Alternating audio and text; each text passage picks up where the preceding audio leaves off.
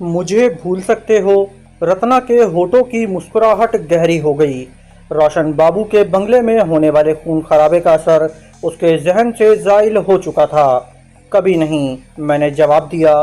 तुम्हें कभी ना भूलने की बहुत सी वजूहात हैं। मसलन, उसने सवालिया निगाहों से मेरी तरफ देखा। मसलन ये कि तुम काबिले एतमाद हो। तुम में वफा कूट कूट कर भरी हुई है और तुम मुझे अच्छी लगती हो। मैंने कहा, क्या वाकई? रत्ना ने हल्का सा कहका लगाया। मैं तो समझी थी कि तुम मुझे मतलब बराबरी के लिए अपने साथ रखे हुए हो और जब बेला के चक्कर से निजात मिल जाएगी तो मुझे भी चलता करोगे। अब तुम ज्यादती कर रही हो। मैंने रत्ना को घूरा। अब तो मैंने तय कर लिया है कि अगर हम जिंदा सलामत बेला के चक्कर से निकल गए तो तुम्हें अपने साथ पाकिस्तान ले जाऊंगा। क्या तुम सच कह रहे हो? रत्ना की आंखों में चमक सी उभर आई। ये तो वक्त बताएगा, मैंने जवाब दिया। रत्ना मेरी तरफ देखती रही। चंद लम्हे खामोशी में गुजर गए और फिर गहरा सांस लेते हुए उसने सीट की पुष्ट से टेक लगा ली और कंबल ऊपर तक खींच लिया। जयपुर हम कब तक पहुंचेंगे? उसने पूछा। सतीश मेहता ने बताया था कि तकरीबन 4 घंटों का सफ़र है।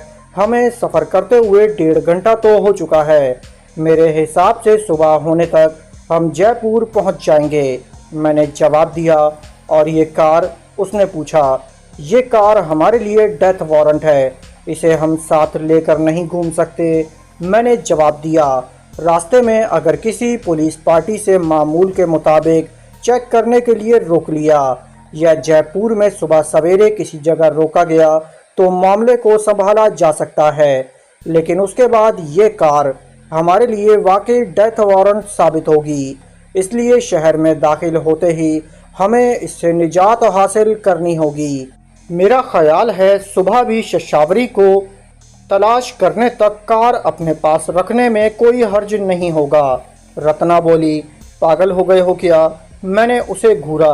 कोठी को लगने वाली आग दूर तक देखी गई होगी। झील के अतराफ में कॉटेज या पहाड़ियों पर दूसरे बंगलों में रहने वालों को सुबह सवेरे ही इस आतिशज़दगी का पता चल जाएगा। कोई ना कोई शहर में पुलिस को भी इतला दे देगा, या हो सकता है सुबह सतीश मेहता भी वहां आने का इरादा रखता हो।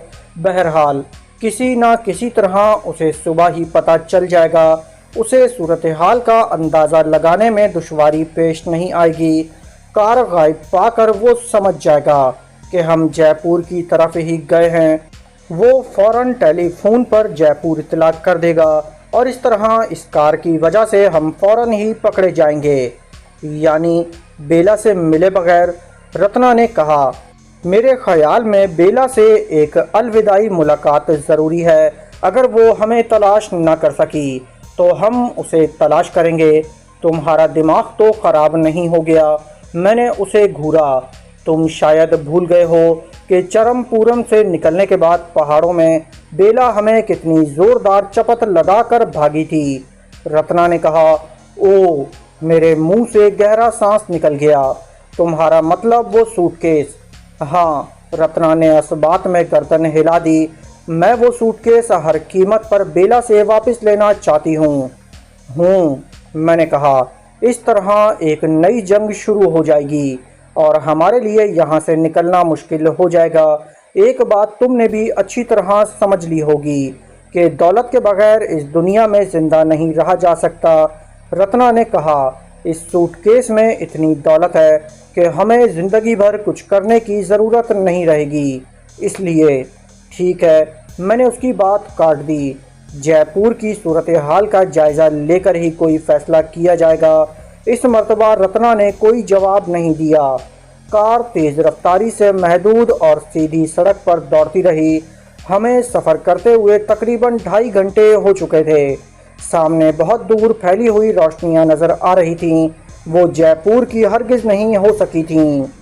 कोई बड़ा कस्बा या शहर था। रोशनियां बतदरीज करीब आती जा रही थीं। वो रात का आखिरी पहर था। शहर पर सन्नाटा तारी था। अलबत्ता शहर में दाखिल होते ही चंद कुत्ते भौंकते हुए हमारे पीछे लग गए उन्होंने कुछ दूर तक हमारा ताक़ुब किया और फिर शायद थक कर रुक गए थे। मैं कार को उस सड़क पर सीधा लेता चला गया। एक मोड़ पर दो आदमियों को देखकर मैंने उनके करीब कार रोक ली। वो दोनों इस इलाके के चौकीदार थे। दोनों के हाथों में लंबी लंबी लाठियां थीं। ओ भाया, मैंने खिड़की का शीशा गिराकर उनकी तरफ देखते हुए कहा, जयपुर का रास्ता किस तरफ को है भाया? उनमें से एक कार के करीब आ गया। उसने कदरे झुककर पहले रत्ना को देखा, फिर मेरी तरफ देखते हुए बोला, यहाँ से सीधे चले जाओ। एक चौक पर मारुति का बहुत बड़ा बोर्ड नज़र आएगा, वहाँ से खब्बे को मुड़ जाना। उस सड़क पर और भी बहुत से मोड़ हैं, मगर तुम सीधे चले जाना। रेलवे फाटक पार करके तुम जयपुर जाने वाली सड़क पर पहुँच जाओगे। धन्यवाद भाया। मैंने उसका शुक्रिया अदा किया और कार आगे बढ़ा दी। मारुति के बोर्ड वाला चौराहा वहाँ से काफ़ी दूर था। ये शहर मकराना जैसा तो नहीं था, लेकिन काफ़ी बड़ा था। तकरीबन आधे घंटे बाद हम रेलवे फाटक पर पहुँच गए। रेलवे फाटक के आसपास कच्ची आबादियाँ थीं। सड़क के दोनों तरफ दुकानें थीं, जो जाहिर है इस वक्त बंद थीं, लेकिन चाय की 2-3 दुकानें खुली हुई थीं।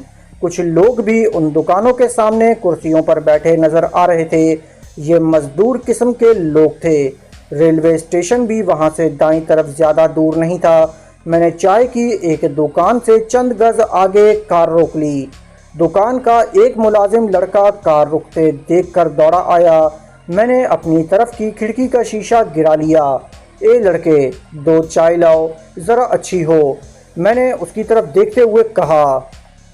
तकरीबन 10 मिनट के बाद चाय से भरे हुए 2 गिलास ले आया। एक में रत्ना की तरफ बढ़ा दिया और दूसरा खुद ले लिया। चाय बहुत अच्छी थी और इस वक्त हमें तलब भी हो रही थी। हम इत्मीनान से बैठे चाय पीते रहे। गिलास तकरीबन 15 मिनट बाद खाली हो गए थे। मैंने लड़के को बुलाकर दोनों गिलास उसके हवाले कर दिए। उसने उस स्पेशल चाय के 4 रुपए तलब किए थे। मैंने 5 का नोट उसके हाथ पर रख दिया और इंजन स्टार्ट करके कार आगे बढ़ा दी। तकरीबन आधे घंटे के सफ़र के बाद दिन का उजाला फैलने लगा।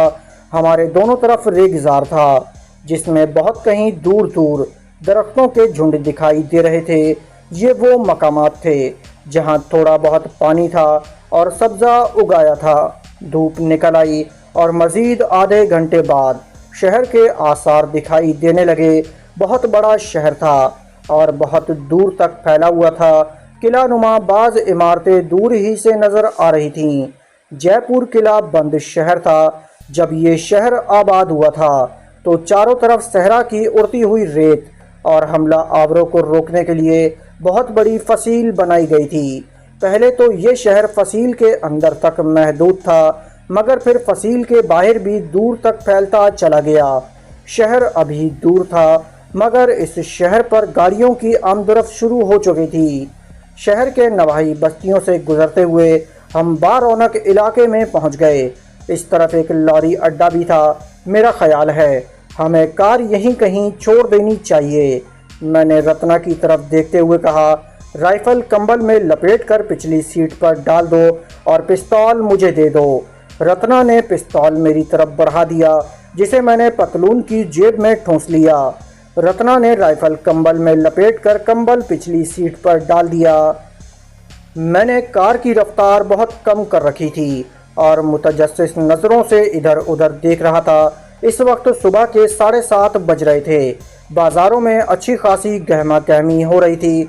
मैंने एक मुनासिब जगह देखकर कार रोक ली।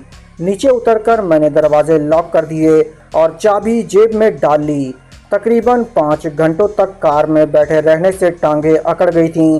कार से उतरकर हम चंद मिनट वहीं खड़े आपस में बातें करते रहे और फिर एक तरफ चलने लगे। कई सड़कें और बाज़ार घूमकर हम वहां से बहुत दूर निकल आए। बाज़ार पूरी तरह खुल गए थे। हम एक रेस्टोरेंट में दाखिल हो गए, जिसके सामने हलवा पूरी और कचौरियाँ भी तली जा रही थीं।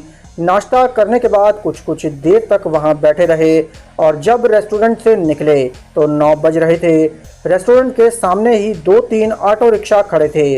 रत्ना पहले जयपुर आ चुकी थी और इस शहर के बारे में थोड़ा बहुत जानती थी। हम दोनों एक ऑटो रिक्शा में बैठ गए और रत्ना ने ड्राइवर को जंतर मंतर चलने को कह दिया। ऑटो रिक्शा मुख्तलिफ सड़कों पर दौड़ता रहा। एक चौक से रत्ना ने ड्राइवर को जंतर मंतर की तरफ जाने के बजाय सिटी पैलेस की तरफ चलने को कह दिया। अगरचे जंतर मंतर ऑब्जर्वेटरी से भी सिटी पैलेस तक जाया जा सकता था, लेकिन रत्ना ने दूसरी तरफ जाने को तरजीह दी थी। इस तरफ गुंजान आबादी का इलाका था, तंग से बाजार और गलियां बाजारों में अच्छा खासा रश था। रत्ना ने एक जगह रिक्शा रुकवा लिया और किराया देकर हम नीचे उतर आए। कहाँ जाने का इरादा है? मैंने पूछा। मुझे यूँ लगता है जैसे कोई ख़ास जगह तुम्हारे जहन में हो। हमें शशावरी की तलाश है ना? रत्ना ने कहा। अगर हम महकमा सयाहत के दफ्तर से मालूम करेंगे तो किसी की नज़रों में आ जाएंगे। इस तरह सिटी पैलेस है, गैर मुल्की सयाहों की पार्टियां इस तरफ आती रहती हैं। उनके साथ महकमा सयाहत के गाइड भी होते हैं। हम किसी गाइड से शशावरी के बारे में पूछ सकते हैं। गुड आइडिया, मैंने कहा। तुम्हारी अक्लमंदी की दाद ज़रूर दूंगा। मैं बेवकूफ़ कब थी? रत्ना ने मुझे घूरा। मैंने तुम्हें बेवकूफ़ कब कहा? मैंने मुस्कुराते हुए जवाब दिया। ज़बान से नहीं कहते मगर समझते हो। रत्ना ने भी मुस्कुराकर कहा। ये तुम्हारी समझ है, मैंने जवाब दिया। इस मर्तबा रत्ना खामोश रही और हम पुरहुजूम बाज़ारों में से होते हुए सिटी पैलेस पहुंच गए। ये अजीमुल शान महल सन 1716 में महाराजा जय सिंह सानमा ने तामीर करवाया था। इसके एक हिस्से में आज भी शाही ख़ानदान की रिहाइश है, जबकि एक हिस्से को म्यूज़ियम बना दिया गया है जो राजा मान सिंह के नाम से मंसूब है। इस वक्त 10 बजने वाले थे। कुछ सयाह महल के मुख्तलिफ हिस्सों में घूम रहे थे। ये मुकामी सयाह थे जो हिंदुस्तान के मुख्तलिफ हिस्सों से आए थे। उनके साथ कोई ऐसा आदमी या औरत नज़र नहीं आ रही थी जिसे गाइड समझा जा सकता। हम भी इधर उधर घूमते रहे। तकरीबन आधे घंटे बाद गैर मुल्की सयाहों की एक पार्टी महल में दाखिल हुई। ये सब के सब यूरोपियन थे। उनके साथ एक अधेड़ उम्र हिंदुस्तानी औरत भी थी जिसका लिबास और उस पर लगा हुआ पीतल का बैज ये साबित कर रहा था कि वो महकमा सयाहत की गाइड है। वो गैर मुल्की सयाहों को महल के मुख्तलिफ हिस्सों के बारे में बता रही थी। हम भी उस पार्टी के साथ साथ चलते रहे। एक मौके पर मैं उस गाइड के करीब पहुंच गया। माफ़ करना देवी जी, मैंने हिंदुओं की तरह हाथ जोड़कर नमस्कार करते हुए कहा। शशावरी देवी के बारे में कुछ बता सकती हैं? वो कहाँ मिलेगी? शशावरी? खातून गाइड ने बारी बारी हम दोनों की तरफ देखते हुए कहा। वो तो 2 हफ्तों से छुट्टी पर है और मज़ीद 2-3 हफ्तों तक ड्यूटी पर आने की तवक्को नहीं। ओ, मैंने कहा। हम आगरा से आए हैं और उसके एक अजीज़ का पैगाम उस तक पहुंचाना चाहते हैं। क्या आप बता सकती हैं कि उससे मुलाकात कैसे हो सकती है? मैं आपको शशावरी के घर का पता समझा देती हूँ, आप आसानी से पहुँच जाएंगे, खातून गाइड ने कहा और शशावरी का एड्रेस समझाने लगी। आखिर में बोली, मैं भी बहुत दिनों से शशावरी से नहीं मिल सकी। उससे कहिए कि कमला भी उसे पूछ रही है। ज़रूर कहूँगा, मैंने उसका शुक्रिया अदा करते हुए कहा। सिटी पैलेस से बाहर आकर हमें फ़ौरन ऑटो रिक्शा मिल गया। इस मर्तबा हमें सिविल लाइंस के इलाके में जाना था, इसलिए हमें ड्राइवर को पता समझाने में ज़्यादा दुश्वारी पेश नहीं आई थी। हमने जय महल पैलेस होटल से कुछ फासले पर रिक्शा छोड़ दिया। सिविल लाइंस में जैकब रोड पर वाक़ ये 5 स्टार होटल बहुत बड़े रकबे पर फैला हुआ था। हम रिक्शे से उतरकर होटल के साथ वाली सड़क पर मुड़ गए। जय महल पैलेस होटल के पिछली तरफ एक बहुत बड़ा पार्क था और उसके पीछे बंगले थे। हम पार्क में दाखिल होकर इधर उधर देखने लगे। पार्क के दाईं तरफ कोने में गार्डिनिया की बहुत ऊंची बाड़ लगी हुई थी। साफ लगता था कि ये बाड़ आंकन के तौर पर लगाई गई थी। उसके पिछली तरफ क्वार्टर टाइप की एक छोटी सी इमारत भी दिखाई दे रही थी। पार्क में रौनक थी, लोगों की आमदोरफ्त थी और बच्चे भी खेल रहे थे। हम पार्क की मुख्तलिफ रोशों पर से गुजरते हुए उस बाड़ के करीब पहुंच गए। बाईं तरफ अंदर दाखिल होने वाला रास्ता था जिस पर टाट का पर्दा लटका हुआ था। मैं बाड़ के करीब रुककर इधर उधर देखने लगा। रत्ना ने टाट का पर्दा उठाकर अंदर भी झांका था, मगर कोई आदमी दिखाई नहीं दिया था। अरे भाई, कोई है अंदर? मैंने पर्दा उठाकर आवाज़ लगाई। अंदर से कोई जवाब नहीं मिला, लेकिन पार्क में दूर से एक आदमी को तेज तेज कदमों से इस तरफ आते देखकर मैं उस पर्दे से 2 कदम पीछे हट गया। उस आदमी की उम्र 50 के लगभग रही होगी। करीब से तराशे हुए बाल बिल्कुल सफ़ेद थे। शेव भी गालिबन 2-3 दिन से नहीं बनाया गया था। मूंछें भी बिल्कुल सफ़ेद और खासी बड़ी थीं, किनारों से नीचे को झुकी हुई थीं। उसने सफ़ेद मेली सी धोती और सफ़ेद कुर्ता पहन रखा था। एक हाथ में खुरपी थी। मुझे समझने में देर नहीं लगी कि वो इस पार्क का माली था। सिटी पैलेस में उस खातून ने मुझे इस माली का नाम भी बताया था, जो इस वक्त मेरे जहन से निकल गया था। जी महाराज, तुमको इधर किससे मिलन का है? माली ने मेरे सामने आकर कहा। फिर रत्ना की तरफ देखने लगा। तुम ही इस पार्क के माली हो, तुम्हारा नाम क्या है? मैंने पूछा। यशवधर महाराज, उसने जवाब दिया। हाँ यशवधर महाराज। हम यशवधर महाराज नहीं, सिर्फ यशवधर महाराज। वो एकदम गड़बड़ा सा गया। तुम शुधर हो या यशवधर? हम तुम्हें महाराज ही कहेंगे, मैंने कहा, और चंद लम्हों की खामोशी के बाद बोला। हमें दरअसल शशावरी देवी से मिलना है। वो यहीं रहती है ना? शशावरी रहती तो यहीं है, पर आप कौन हैं, कहाँ से आए हैं महाराज? वो एक बार फिर बारी बारी हम दोनों की तरफ देखने लगा। हम आगरा से आए हैं, मैंने जवाब दिया। शशावरी देवी के लिए एक पैगाम है जो हम उसी को बताएंगे। हम उससे मिल सकते हैं या नहीं? 1 मिनट रुको महाराज, हम पूछ कर आवे हैं, माली ने कहा, और हमें वहीं रुकने को कहकर अंदर चला गया। यशवधर की वापसी तकरीबन 5 मिनट बाद हुई थी। इस वक्त दोपहर के 12 बजने वाले थे। रोशन बाबू की पहाड़ी कोठी की आतिशज़दगी का इल्म तो सुबह ही मकराना वालों को हो गया होगा, और मुझे यकीन था कि हमारे बारे में इतला जयपुर भी पहुंच चुकी होगी, और हो सकता है यहां हमारी तलाश शुरू हो चुकी हो। मगर हम अभी तक महफूज थे। हम यशवधर के साथ अंदर चले गए। गार्डिनिया की बाढ़ से घिरा हुआ ये कंपाउंड तकरीबन 20 गज चौड़ा और 40 गज लंबा था। इसके आखिर में 2 सर्वेंट क्वार्टर बने हुए थे। उन दोनों के सामने बारामदा एक ही था, लेकिन दरमियान में दीवार खड़ी करके उसे 2 हिस्सों में तकसीम कर दिया गया था। 2 कमरे इस दीवार के एक तरफ थे और 2 दूसरी तरफ। मैं बारामदे की तरफ बढ़ते हुए गर्दन घुमाकर इधर उधर देखने लगा। गार्डिनिया की बाड़ इतनी ऊंची थी कि बाहर से अंदर या अंदर से बाहर नहीं देखा जा सकता था। माली यशवधर के क्वार्टर के एक कमरे का दरवाज़ा खुला हुआ था। अंदर दाखिल होते ही सीलन का एहसास हुआ। कमरा ज़्यादा बड़ा नहीं था। 2 चारपाइयाँ बिछी हुई थीं। एक चारपाई पर एक औरत लेटी हुई थी, जिसकी उम्र 30 साल से ज़्यादा नहीं थी। अगर वो सेहतमंद होती तो उसे बेहद हसीन कहा जा सकता था, मगर बीमारी ने उसे निचोड़ कर रख दिया था। आंखों के गिर्द स्याह धब्बे से पड़े हुए थे। हमें देखकर उसने उठने की कोशिश की, मगर मैंने उसे लेटे रहने का इशारा किया और दूसरी चारपाई पर बैठ गया। रत्ना उस औरत की चारपाई की पट्टी पर बैठ गई। ये शशावरी है महाराज, यशवधर ने कहा। आप खुद इसको बताओ कि कहाँ से आए हो। दोस्तों, इस किस्त का इख्तिताम यहीं किया जाता है। जाने से पहले इस वीडियो को लाइक कीजिए, चैनल को सब्सक्राइब कीजिए। इंशाल्लाह आपसे अगली किस्त में मुलाकात होगी। जब तक अपना और अपने इस चैनल का ख्याल रखिएगा। अल्लाह हाफिज़।